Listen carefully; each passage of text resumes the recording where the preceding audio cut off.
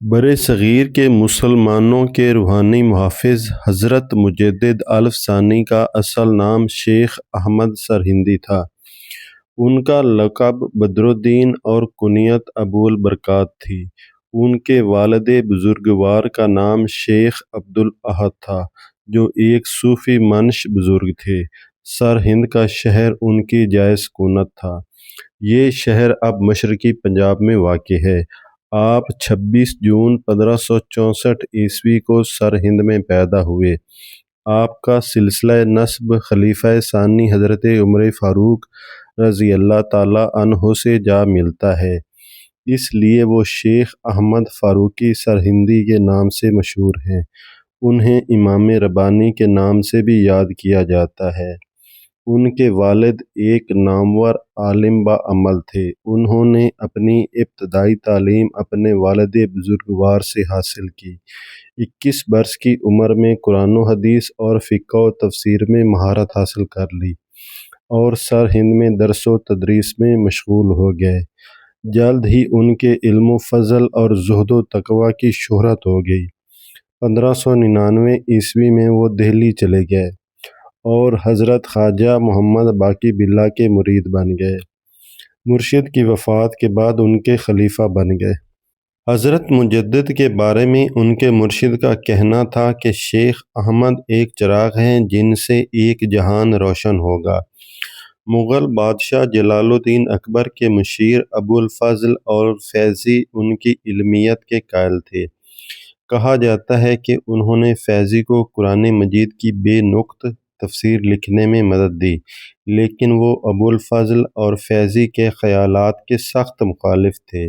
ان کا سب سے بڑا کارنامہ یہ ہے کہ انہوں نے ہندو مذہب اور اسلام کے درمیان فرق کو واضح کیا اور کہا کہ اسلام اور ہندو مذہب کے درمیان جو فرق ہے اس کو ختم نہیں کیا جا سکتا۔ اکبر بادشاہ کے بعد اس کے بڑے بیٹے شہزادہ سلیم کی تخت نشینی محبت خان، شیخ فرید بخاری اور عبد الرحیم خان خانہ کی جد و جہد کا نتیجہ تھی، جو اکبر کے اعلیٰ منصب دار تھے اور حضرت مجدد کے مرید تھے۔ بعض لا دینی عناصر نے آپ کے بارے میں جہانگیر کو بہکایا۔ انہیں دربار میں طلب کیا گیا۔ انہوں نے شاہی دربار میں تعظیمی سجدہ ادا کرنے سے انکار کر دیا۔ اس جرم میں آپ کو گوالیار کے قلعے میں قید کر دیا گیا۔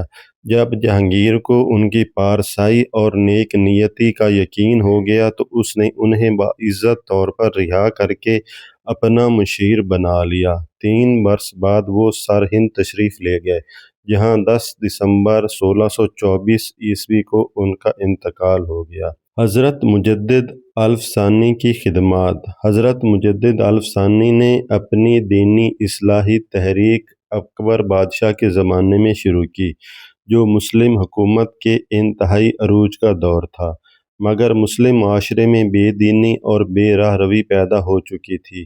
لودھی سلاطین کے دور حکومت میں مہدوی تحریک کی داغ بیل پڑ چکی تھی، جس سے مسلمان دین سے غافل اور بدعت کا شکار ہونے لگے۔ اکبر بادشاہ بھکتی تحریک کا ایک بڑا سرپرست تھا۔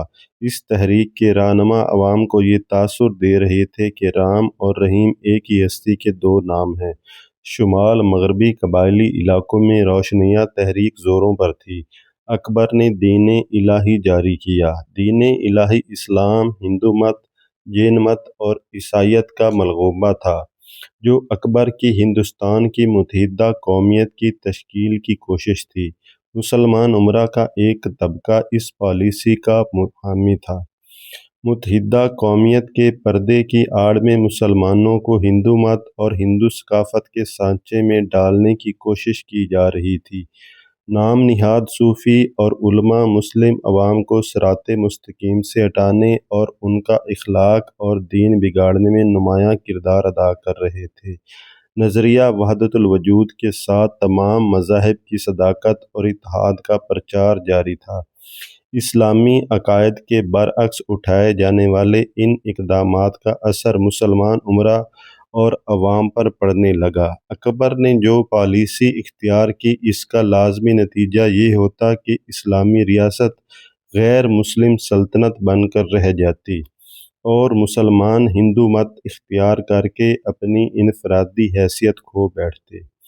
لیکن اسلام کو ہندو مت میں ضم کرنے کی یہ کوشش بری طرح ناکام ہوئی۔ اس کامیابی کا سہرا حضرت مجدد الف ثانی کے سر ہے۔ حضرت مجدد الف ثانی نے اپنی تمام زندگی احیائے شریعت اور دین اسلام کی سربلندی کے لیے وقف کر دی۔ وہ ہندو مذہب سے کسی قسم کی مفاہمت کے روادار نہ تھے۔ وہ اسلام کی حقانیت کے قائل تھے۔ انہوں نے اسلامی معاشرے کو مشرکانہ اور غیر اسلامی اثرات سے پاک کرنے کی بھرپور جدوجہد کی، اور جابر سلطان کے سامنے کلمہ حق کہنے میں ذرا بھی خوف و خطر محسوس نہیں کیا۔ انہوں نے اکبر بادشاہ کو پیغام بھیجا، تمہاری سلطنت، تمہارا اقتدار اور تمہاری فوج ایک دن ختم ہو جائے گی۔ اللہ کے سامنے جھک جاؤ، اس سے معافی کی التجا کرو۔ اگر تم ایسا نہیں کرتے تو خدا کے قہر کا انتظار کرو۔ انہوں نے ابو الفضل اور فیضی کو یہ بات سمجھانے کی کوشش کی کہ اسلام اور ہندو مت دو متضاد چیزیں ہیں، ان کا مجموعہ تیار کرنے سے کوئی فائدہ نہ ہوگا۔ برِ صغیر میں مذہبی تصادم کا حل مذہبی رواداری میں ہے۔ ہندو مت اور اسلام کو ملا کر ایک کرنا ٹھیک نہیں۔ وحدت ادیان کا تصور غلط ہے۔ مغل بادشاہ جلال الدین اکبر نے بھگت کبیر اور گرو نانک کے نقش قدم پر چل کر صلح کل کی پالیسی اختیار کی اور مسلمانوں کی برتری ختم کر کے ہندوستان کو دارالاسلام سے ایک لا دینی ریاست میں تبدیل کر دیا۔ وہ ہر مذہب اور ملت کے رہنماؤں سے بڑی فراخ دلی سے ملتا۔ اس کی اس حکمت عملی سے برِ صغیر کے مسلمانوں اور اسلام کے مفاد کو جو نقصان پہنچا، اس کی تلافی آج تک نہیں ہو سکی۔ مجدد الف ثانی نے اکبر کی مذہبی پالیسی اور اس کی بے دینی کے خلاف آواز بلند کی۔ مسلم عوام میں حکومت کے غیر شرعی احکام کی تعمیل سے انکار کرنے کی جرأت پیدا کی۔ انہوں نے اکبر کے اسلام دوست اور دیندار امراء کو شریعت پر کاربند رہنے کی نصیحت فرمائی، جس سے ان میں دین کی خدمت اور احکام شریعت کے نفاذ کا جذبہ پیدا ہوا۔ اکبر کے آخری ایام میں امور حکومت حضرت مجدد کے عقیدت مند امراء کے ہاتھوں میں آ گئے۔ خسرو کے مقابلے میں شہزادہ سلیم جہانگیر کے نام سے بادشاہ بنا، اور اس کے بعد دین الہی کا کسی نے نام تک نہ لیا۔ جہانگیر بادشاہ نے غلط اطلاعات کی بنیاد پر حضرت مجدد الف ثانی کو قید کر دیا تھا۔ بعد میں اس نے اس کی تلافی کر دی، ان کو خلعت فاخرہ اور 1000 روپیہ بطور خرچہ دیا، ان کو اپنا ہمدم اور مشیر بنا لیا۔ قید سے رہا ہو کر جب وہ شاہی دربار میں پہنچے تو انہوں نے جہانگیر سے کچھ مطالبات کیے جو مان لیے گئے۔ وہ ان کا ذکر اپنی تزک میں بھی بہت ادب اور احترام سے کرتا ہے۔ انہوں نے اس کو اسلامی تعلیمات سے آگاہ کیا اور قرآن مجید کے مطالب سمجھائے۔ آپ کے زیر اثر بادشاہ کی شراب نوشی میں کمی آئی۔ اسلامی سکوں پر کلمہ طیبہ لکھا گیا۔ سن ہجری دوبارہ جاری ہوا۔ اس دور میں اسلام میں جو رونق پیدا ہوئی وہ انہی کی تحریک کا اثر تھا۔ اکبر کے دور حکومت میں دین اسلام پر جو گزری، حضرت مجدد الف ثانی نے اس کا ذمہ داران دنیا دار علماء اور صوفیاء کو ٹھہرایا جو اکبر کی ہاں میں ہاں ملاتے تھے۔ انہوں نے قرآن و حدیث کی بھرپور تعلیم حاصل کرنے پر زور دیا۔ انہوں نے ثابت کیا کہ مسلمانوں کو تصوف کی نہیں بلکہ دین کی ضرورت ہے۔ انہوں نے صوفیاء کو بتایا کہ یہ وقت ہوش سے کام لینے کا تقاضا کرتا ہے۔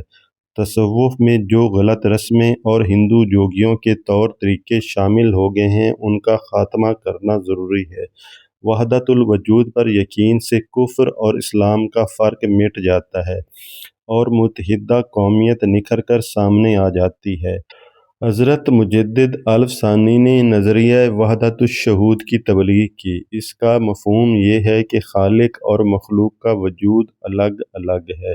کائنات اللہ کے حکم سے وجود میں آئی ہے، وہ جس وقت چاہے اس کو ختم کر سکتا ہے۔ یہ نظریہ مسلمانوں کو جداگانہ قومیت کا درس دیتا ہے اور ان میں عمل پیہم کا جذبہ ابھارتا ہے۔ حضرت مجدد الف ثانی نے برصغیر میں سب سے پہلے اور مسلمانوں کے دور عروج میں کفر اور اسلام کی حدیں واضح کر کے مسلمانوں میں جداگانہ قومیت کے شعور کو پیدا کیا۔ انہوں نے توحید اور بت پرستی کو ایک چیز ماننے سے انکار کیا اور اسلام اور ہندو مت کو دو مختلف طریقے قرار دے کر ان کے اتحاد کو ناممکن قرار دیا۔ توحید کا صاف ستھرا تصور پیش کرنے کے ساتھ ساتھ انہوں نے اس بات کی سختی سے تردید کی کہ اللہ کسی اور کی ذات میں جلوہ گر ہو سکتا ہے۔ رام اور کرشن جنہیں ہندو اپنا دیوتا مانتے ہیں ذات باری تعالیٰ کی مخلوق ہیں۔ رام اور رحمان ایک نہیں ہو سکتے۔